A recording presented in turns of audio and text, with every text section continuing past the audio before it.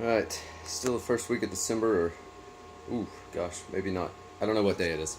Anyway, working on the Airstream by myself today. Steph's at work, and we've got it mainly pretty much gutted. All the stuff can be removed. It doesn't need to be in here, but it is just to keep it out of the weather, and because we don't actually want to get a storage place for like the refrigerator and the maybe the refrigerator is the only thing staying, and the microwave. I doubt we need much of a storage for that. However, just got the generator out today. You can see where those blue lights are. It's not actually blue lights, it's just painter's tape on the outside.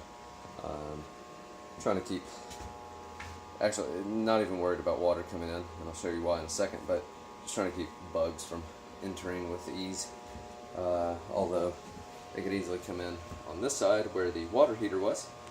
That's a pile of copper for the water lines and the gas lines.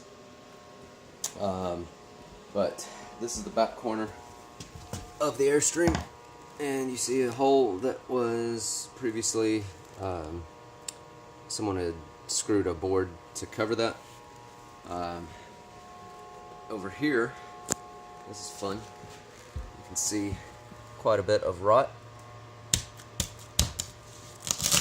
Like, you can just stab through it. Look at that. You can see outside, you can see light through there. Bad news bears. Anyway, all this plumbing and stuff like that is going to go away. I'm going to replace it with PEX. Yeah, so that's where I'm at right now. It's cold outside. I've got a little space heater going, and it's plenty warm in here. I'm in a sweatshirt, but I could probably take this off and go into a just t-shirt mode. Anyway, that's where we are right now. It's slow going. I'm only coming out here maybe once a week or twice, and